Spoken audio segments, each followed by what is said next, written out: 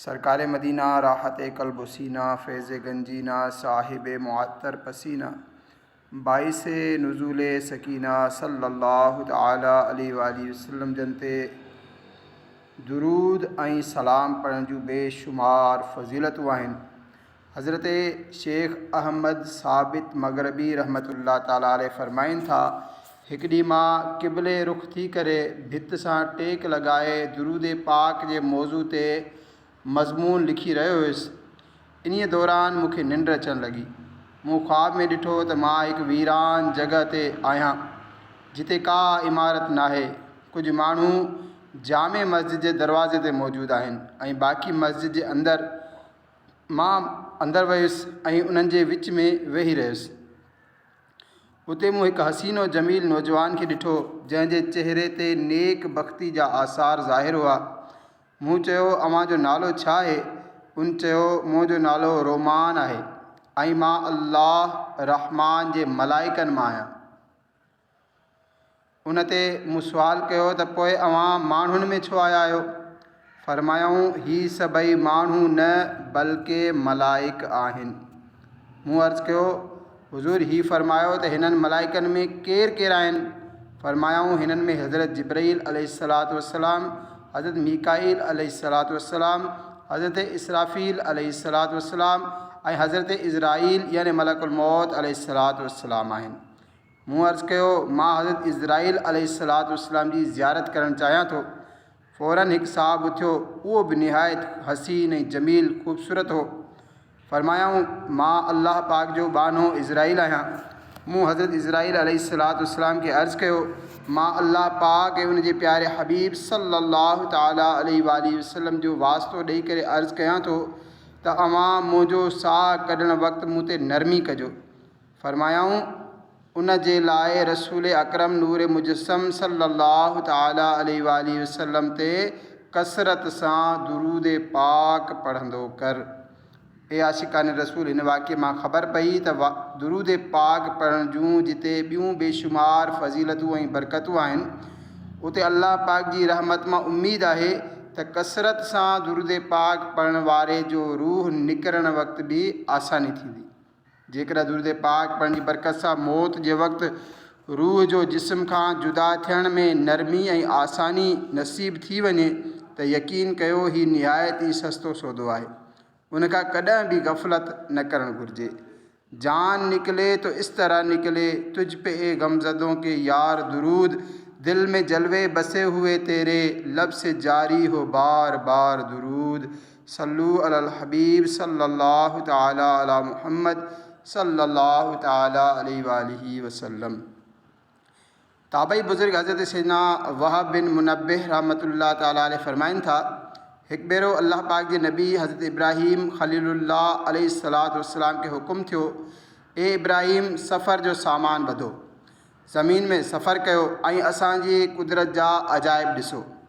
हज़रत इब्राहीम अलैहिस्सलातु वस्सलाम हुकुम ते अमल कयो, सामान तयारु कयाई ऐं सफ़र ते रवानो थी विया। हलंदे हलंदे पाण समुंड जे किनारे जे वेझो पहुता। उते खेनि हिकु ग़ुलाम नज़र आयो जेको ॿकरियूं काहे वञी रहियो हो। हज़रत इब्राहीम अलैहिस्सलातु वस्सलाम उन खां पुछियो, ए ग़ुलाम, छा तो वटि पाणी या खीरु आहे? अर्ज़ु कयईं, जी हा आहे। अव्हां जेको पसंदि फ़रमायो उहो ई पेश कयां। फ़रमायो, मूंखे पाणी पियारियो। हाणे हिन ग़ुलाम लठ हथ में खईं वेझो ई हिकु छिप यानी चट्टान वटि वियो। उते बीही करे कुझु चयाईं, पोइ पंहिंजी लठ उन छिप ते हयाईं त फ़ौरन छिप मां पाणी जो चश्मो जारी थी वियो। उन चश्मे मां पाणी भरे अची हज़रत इब्राहीम अलैहिस्सलातु वस्सलाम जी ख़िदमत में पेश कयो। पाण अलैहिस्सलातु वस्सलाम पाणी पीताऊं, पोइ हैरानगी सां उन ग़ुलाम खे ॾिसणु लॻा। ग़ुलाम अर्ज़ु कयो, छा अव्हां खे चट्टान मां चश्मो वहंदे ॾिसी हैरत थी रही आहे? फ़रमायूं, छो न हैरानी थींदी, यानी ॻाल्हि हैरान कंदड़ त आहे, हैरानी त थींदी ई सही। ग़ुलाम अर्ज़ु कयो त मां अव्हांखे उनजो राज़ ॿुधायां थो। मूंखे ख़बर मिली आहे त अल्लाह पाक जा हिकु नबी आहिनि। अल्लाह पाक उनखे पंहिंजो ख़लील बणायो आहे। मां उन ख़लीलुल्लाह जे वसीले सां जेको कुझु घुरंदो आहियां, अल्लाह पाक मूंखे अता फ़रमाए छॾींदो आहे।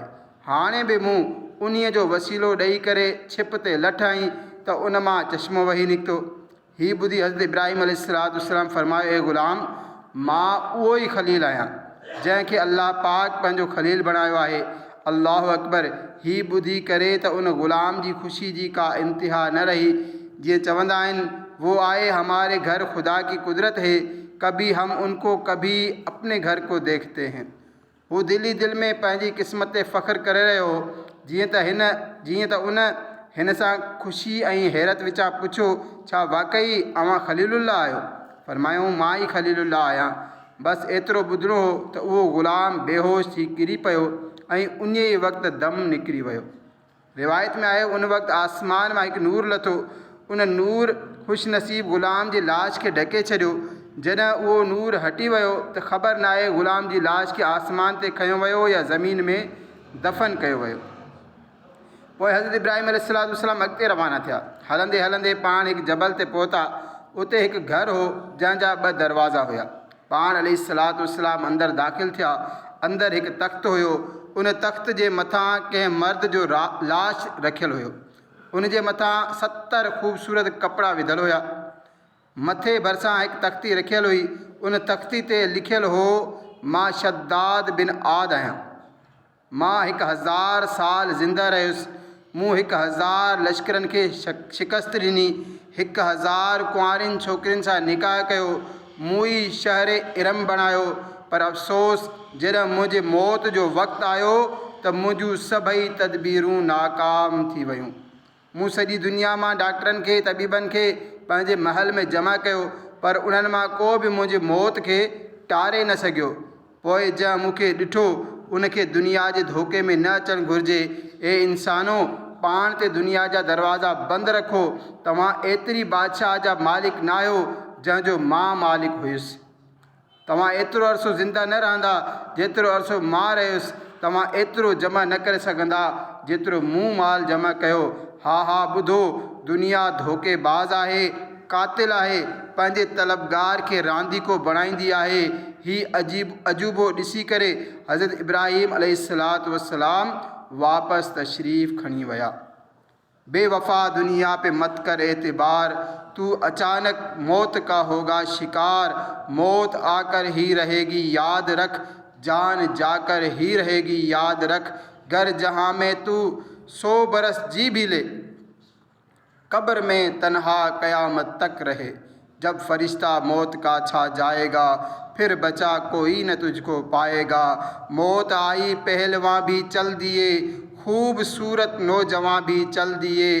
दुनिया में रह जाएगा ये दबदबा तेरा, ज़ोर तेरा खाक में मिल जाएगा। सल्लु अलल हबीब सल्लल्लाहु ताला अला मुहम्मद सल्लल्लाहु ताला अलैहि वसल्लम।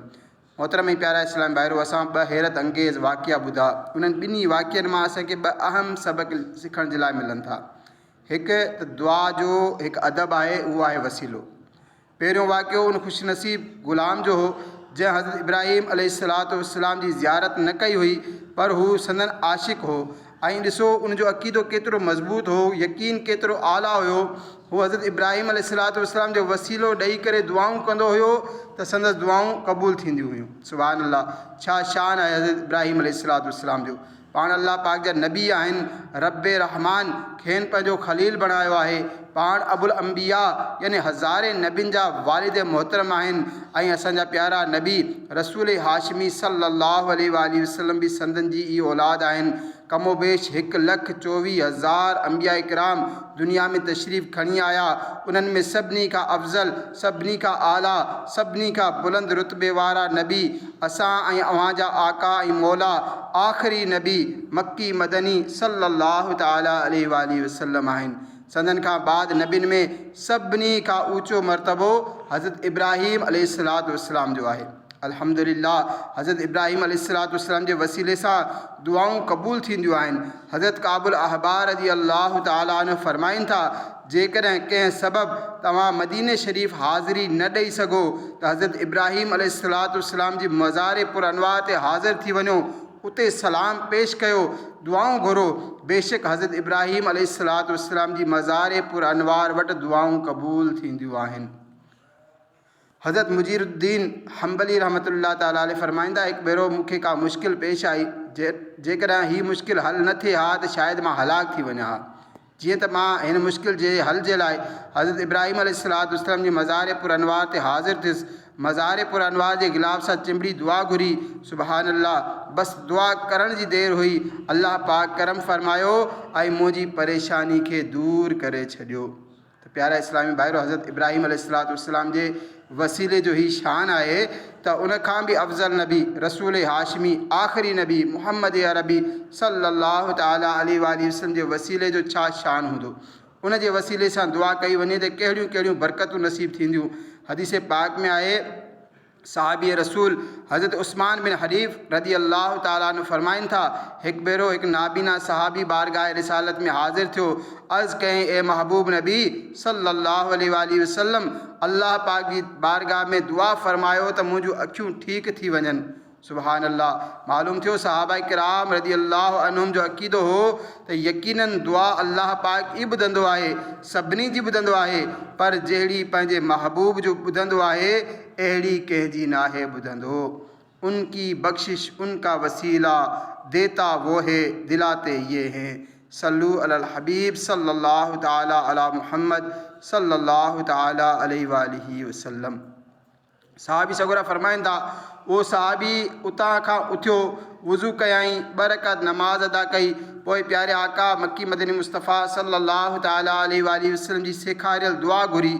असां अञा उते ई वेठा हुआसीं त हू वापसि बि अची वियो, पर वाह सुबहान अल्लाह, जॾहिं विया हुया त नाबीना हुया ऐं जॾहिं वापसि मोटिया त हाणे ईअं हुया जीअं उन्हनि खे कॾहिं का तकलीफ़ थी ई न हुई। सुबहान अल्लाह, ही आहे वसीले जी बरकत। ही मुबारक नमाज जेका रसूल अकरम सल्लल्लाहु ताला अलैहि वसल्लम उन सहाबी खे सेखारी, उनखे नमाज़ हाजत चवंदा आहिनि। ही मुजर्रब यानी तजुर्बे मां साबित थियल अमल आहे। चाहे केतिरी मुश्किल हुजे, परेशानी हुजे, मुसीबत हुजे, का जाइज़ ख़्वाहिश तमन्ना आरज़ू पूरी न थी रही हुजे, इम्तिहान में कामयाबी घुरिजे, कर्ज़ लाहिणो हुजे, शिफ़ा घुरिजे, नमाज़ुनि में दिलि लॻाइणो हुजे, गुनाह छॾे करे नेक बानो बणिजणो हुजे, मतिलबु त दीनी दुनियावी का बि हाजत हुजे, इन्ही अंदाज़ सां ताज़ो वज़ू कयो, 2 रकात नमाज़ अदा कयो, प्यारे आका मक्की मदनी मुस्तफ़ा सल्लल्लाहु ताला अलैहि वसल्लम जे वसीले सां संदन सेखारियल तरीक़े जे मुताबिक़ दुआ घुरो, इंशा अल्लाहुल करीम हर हाजत पूरी थींदी। हिन मां असांखे सबक़ बि मिलियो त अंबिया किराम अलैहिमुस्सलातु वस्सलाम, औलिया किराम रहमुमुल्लाह ऐं अल्लाह पाक जी नेक पसंदीदा बाननि जे वसीले सां दुआ करणु बिल्कुलु जाइज़ आहे ऐं हिन ज़रिए सां दुआ जल्द क़बूल थी वेंदी आहे। यादि रखो, अल्लाह पाक जी बारगाह में नेक माण्हुनि जो वसीलो पेश करणु दुआ जे आदाब मां आहे।